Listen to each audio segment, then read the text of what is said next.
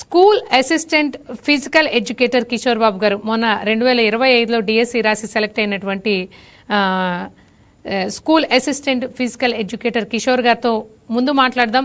కిషోర్ గారు, మీరు చెప్పండి, మీరు 2025లో మీరు డిఎస్సికి అప్లికేషన్ పెట్టుకున్నప్పుడు కానివ్వండి, లేకపోతే ఈ మొత్తం ఎంటైర్ ప్రాసెస్లో మీరు సెలెక్ట్ అయ్యి మీకు కాల్ లెటర్ వచ్చి తర్వాత మీకు పోస్టింగ్ వచ్చి మీరు ట్రైనింగ్కి వెళ్ళి మీరు స్కూల్లో జాయిన్ అయ్యే వరకు ఎక్కడైనా ఎప్పుడైనా మీకు కన్ఫ్యూజన్ క్రియేట్ అయిందా?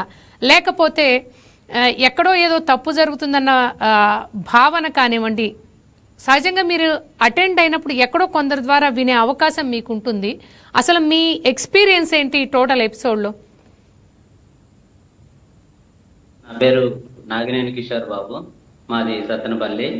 నేను మొన్న 2025 మెగా డిఎస్సి రాసినప్పుడు నాకు ఎటువంటి కన్ఫ్యూజన్ లేదు. చక్కగా అప్లై చేసుకున్నాను. నోటిఫికేషన్లో ఎలా అయితే వాళ్ళు ఇచ్చారో అలాగే అప్లై చేసుకున్నాను. అలాగే ఎగ్జామ్ చక్కగా రాశాను. ఎందుకంటే నేను 2018 నుంచి ప్రిపేర్ అవుతున్నాను. కష్టపడి చాలా బాగా ప్రిపేర్ అయ్యాను. 2018లో జస్ట్ మిస్ అయింది జాబ్. తర్వాత నేను కష్టపడి ఇక ప్రిపేర్ అవుతూనే ఉన్నాను. ఎప్పుడైతే మన కూటమి ప్రభుత్వం మెగా డిఎస్సి ఇచ్చిందో 16,354 అట్లా ఇచ్చేతలకే ఎంతో మేము సంతోషపడి ఇక అవనగడ్డ వెళ్ళి కోచింగ్ తీసుకొని ఎన్నో సంవత్సరాలు అక్కడే కూర్చొని చదివాము. మేము చదివి జాబ్ తెచ్చుకున్నాం మేడం. మేము అప్లికేషన్ పెట్టడంలో కానీ మాకు ఎటువంటి కన్ఫ్యూజన్ లేదు, ఎగ్జామ్ రాయటంలో కన్ఫ్యూజన్ లేదు.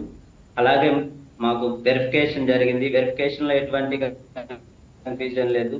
చక్కగా పోస్టింగ్ ఇచ్చారు. పోస్టింగ్ ఇచ్చినప్పుడు మేము ఇంకా హ్యాపీగా ఫీల్ అయ్యాం. ఇప్పుడు చక్కగా జాబ్ కూడా చేసుకుంటున్నాం. మేము చాలా నిజాయితీగానే ఉన్నాం. ఎక్కడ ఎటువంటి మోసం ఏమీ జరగలేదు. నేను ఇప్పుడే మీరు ట్రైనింగ్ అటెండ్ అయినప్పుడు కిషోర్ గారు, మీరు ట్రైనింగ్ అటెండ్ అయినప్పుడు తోటి టీచర్లతో మాట్లాడి ఉంటారు కదా, మీరు వాళ్ళ ద్వారా కానీ లేకపోతే స్పోర్ట్స్ కోటాలో ఎంటర్ అయిన వాళ్ళని కానీ ఎవరితోనైనా మాట్లాడడం జరిగిందా? మీరు మాట్లాడాను మేడం. ఒక స్పోర్ట్స్ పర్సన్, ఒక అబ్బాయి, ఖోఖో ఆడిన అబ్బాయితో నేను మాట్లాడాను. అన్న, నీకు జస్ట్ స్పోర్ట్స్ నేషనల్ ఆడితేనే నీకు జాబ్ వచ్చిందా, ఎగ్జామ్ రాయలేదా అని అడిగాను. అడిగితే అవును, నేనేం ఎగ్జామ్ రాయలేదు, జస్ట్ నేను నేషనల్స్ ఆడాను ఖోఖో అనేసరికి ఓకే అంటే ఏంటన్నా జస్ట్ ఖోఖోనేనా, ఇది నువ్వు ఆడన్నా అర్థమైంది, చిన్నప్పటి నుంచి మేము గేమ్ మీదే నమ్ముకొని వచ్చాము అన్నాడు. ఓ, నేషనల్స్ కి ఆడాడు ఆయన. ఓకే. అప్పుడు మేము కూడా చాలా కష్టపడ్డాం తమ్ముడు, 5-6 ఏళ్ళు కష్టపడి చదివితే జాబ్ వచ్చింది అంటే మేము కూడా చిన్నప్పటి నుంచి కష్టపడ్డాము, స్పోర్ట్స్ లోనే అన్ని లైఫ్ వదిలేసి స్పోర్ట్స్ నే నమ్ముకొని ఆడాము, అందుకే మాకు జాబ్ వచ్చింది అన్నాడు. నేను అగ్రి అయ్యాను. ఓకే తమ్ముడు, నీలాంటి వాళ్ళు స్కూల్ పిల్లలకి న్యాయం చేయగలుగుతారు అన్నాను. అది ఇప్పుడు మాజీ ముఖ్యమంత్రి జగన్మోహన్ రెడ్డి గారు ఏమంటున్నారంటే, ఎస్పెషల్లీ స్పోర్ట్స్ కోటాలో అవకతవకలు జరిగాయి, సిబిఐ విచారణ జరగాలి అని చెప్పి ఆయన కోరుతున్నారు. అంటే ఇది ఎంతవరకు సమంజసమని మీరు అనుకుంటున్నారు? నిజంగా జరగాల్సిన అవసరం ఉందని మీరు అనుకుంటున్నారు? ఎందుకంటే మీరు అటెండ్ అయ్యారు, మీరు చూశారు, ఎలా ఆ ప్రాసెస్ మొత్తం ఎలా జరిగిందో చూశారు. యాక్చువల్గా ఈ exam notification, mega DSC notification పడిన దగ్గర నుంచి కూడా ఏపీ గవర్నమెంట్ ఆల్మోస్ట్ కోర్టుకు వెళ్ళింది. కోర్టులో 200 కేసులు అధిగమించిన తర్వాత కేసులు అధిగమించిన తర్వాతే ఈ డిఎస్సి చాలా వాళ్ళు ప్రెస్టీజియస్గా తీసుకొని కంప్లీట్ చేయడం, అతి కొద్ది రోజుల్లో కంప్లీట్ చేయడం జరిగింది. మీరు పర్సనల్ ఎక్స్పీరియన్స్ ఉంది కాబట్టి మిమ్మల్ని ఈ ప్రశ్న అడుగుతున్నాను నేను. మీరు స్పష్టంగా చెప్పండి, మీకు ఎక్కడైనా అనిపించిందా నిజంగా అవసరం ఉందని మీరు అనుకుంటున్నారా? అంటే సిబిఐ విచారణకు వెళ్లాల్సిన అవసరం, ఒకవేళ అవసరం ఉంటే ఎందుకు వెళ్ళాలి? నాకైతే ఎటువంటి అవసరం లేదనిపిస్తుంది మేడం. ఎందుకంటే నేను రాశాను, మాకు ఎటువంటి కన్ఫ్యూజన్ లేదు. ఎక్కడ కష్టపడ్డాము, రాసాము, మాకు జాబ్ వచ్చింది. మాకు ఎక్కడ ఏమి అనిపించలేదు. మరి ఇక్కడ ఇలా ఎందుకు జరుగుతుందో నాకు తెలియదు. యాక్చువల్గా ఏంటంటే ఈ దుర్గయ్య గారి ఎక్స్పీరియన్స్ ఏదైతే ఉందో, ఆయనకు వచ్చిన గోల్డ్ మెడల్ సర్టిఫికేట్ని అప్లోడ్ చేయడంలో ఆయన ఫెయిల్ అయ్యారు. నిజంగా అది దురదృష్టకరం. ఆయన అలా చేసుకోకుండా ఉండాల్సింది. అప్లోడ్ చేసినట్లయితే ఆయనకు ఖచ్చితంగా జాబ్ వచ్చేదని మనకు అర్థమవుతోంది.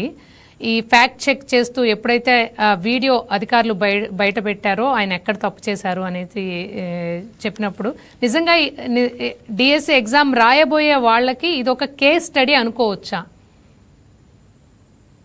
కిషోర్ గారు?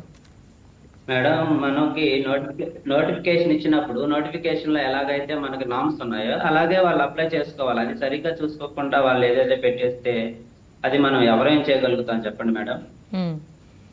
ఖచ్చితంగా ఇది అందరికీ నిజంగా బాధాకరమో ఆయనకి జాబ్ రాకపోవటం దుర్గయ్య గారికి. కాకపోతే ఏంటంటే ఇప్పుడు నెక్స్ట్ ఎవరైతే డిఎస్సికి అప్లై చేసుకుంటారో ఫ్యూచర్లో వాళ్ళందరూ కూడా గుర్తుపెట్టుకోవాలి. అలాగే ఇలాంటి సంఘటనలు మీరేమైనా ఎక్స్పీరియన్స్గా చేశారా, అంటే విన్నారా? మీతో పాటు బహుశా మీరు ట్రైనింగ్ తీసుకున్నప్పుడు కానివ్వండి, లేకపోతే మీ ఊళ్ళో కానివ్వండి, మీ ఫ్రెండ్స్ కానీ ఇలాంటి చిన్న తప్పులు చేసి మిస్ అయిన వాళ్ళని తో ఎవరైనా మీరు విన్నారా, చూసారా? సిమిలర్ మిస్టేక్స్ చేసి ఎవరు లేరు మేడం, మాక్సిమం ఎవరు లేరు. అందరూ పర్ఫెక్ట్ గానే చక్కగానే అప్లై చేసుకున్నారు, చక్కగానే రాశారు మేడం. ఎటువంటి ప్రాబ్లం ఏమీ లేదు. నేను ఇంకొకటి కూడా ఉన్నాను, ఏదైతే అప్లికేషన్లో ఇప్పుడు ఉద్యోగానికి అప్లై చేసేటప్పుడు కూడా అంటే వాళ్ళు ఏ పోస్ట్కి అప్లై చేస్తున్నారో హైరార్కీ ప్రకారం, అంటే పెద్ద పోస్ట్కి ఒకవేళ అప్లై చేసుకోకుండా చిన్న చిన్న పోస్టులకు కనుక అప్లై చేసుకున్నట్టయితే అదే వస్తుంది. ఎందుకంటే because they have mentioned in the application the same post.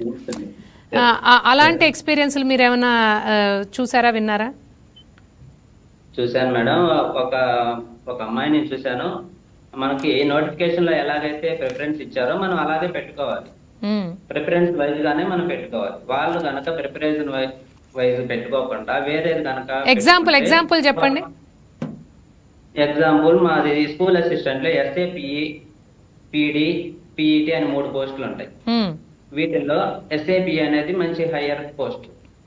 వీళ్ళు అప్లై చేసుకునేటప్పుడు పీఈటీ కనుక ఫస్ట్ ఆప్షన్ ఇచ్చుకున్నారంటే వాళ్ళకి ఎగ్జామ్ పీఈటీ లో కనుక జాబ్ వస్తే పీఈటీ జాబే వచ్చింది. ఎందుకంటే వాళ్ళే కదా ప్రిఫరెన్స్ ఇచ్చింది పీఈటీ అని, సో వాళ్ళకి ఆ జాబే వస్తుంది.